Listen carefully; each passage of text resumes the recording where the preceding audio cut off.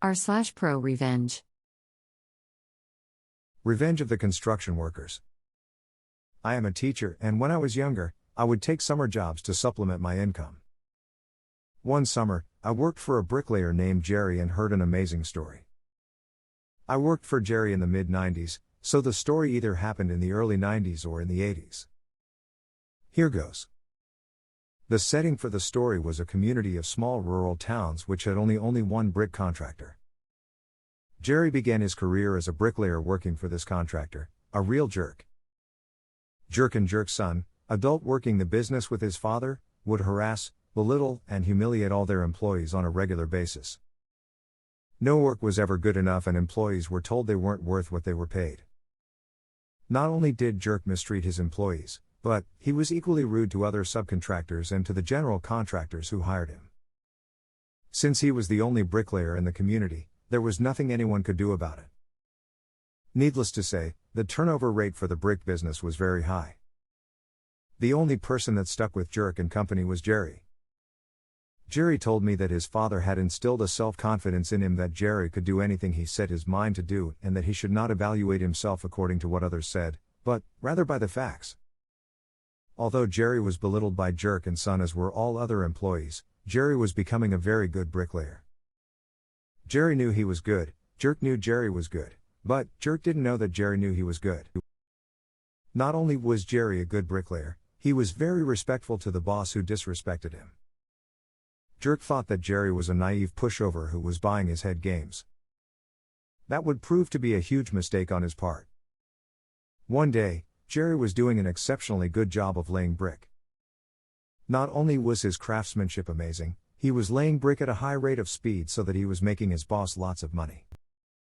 Of course, Jerk and son were belittling his work as though he was doing the very opposite. This scenario was being observed by the general contractor of the project.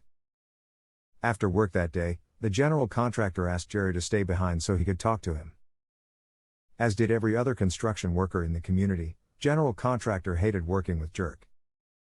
General contractor told Jerry that he had heard Jerk and son belittling him, and told him that he disagreed with everything Jerk was saying. He asked Jerry if he had ever considered going into business for himself. Jerry said that he would like to do that someday. General contractor then said that he would loan Jerry the money to buy a mixer, the most expensive piece of equipment needed to start a brick business, if Jerry would indeed start said business. The only hitch was that Jerry would need to pay for the mixer whenever he could and that he would subcontract under general contractor. Jerry agreed to those terms and prepared to begin his new venture.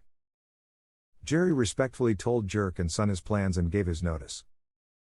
The two mocked Jerry ruthlessly and laughed him to scorn. Jerk told Jerry, "You'll be back in 2 months begging to return to your job, you'll never make it as a subcontractor." 2 months later, rather than collapsing as Jerk predicted, Jerry was still in business and going strong. 1 year later, Jerry's business was booming and a drunk Jerk showed up at Jerry's house and begged him to come back to work with Jerk and son. "Jerry, you're the best employee I ever had." Jerry replied, "Why didn't you ever tell me that when I was working for you?"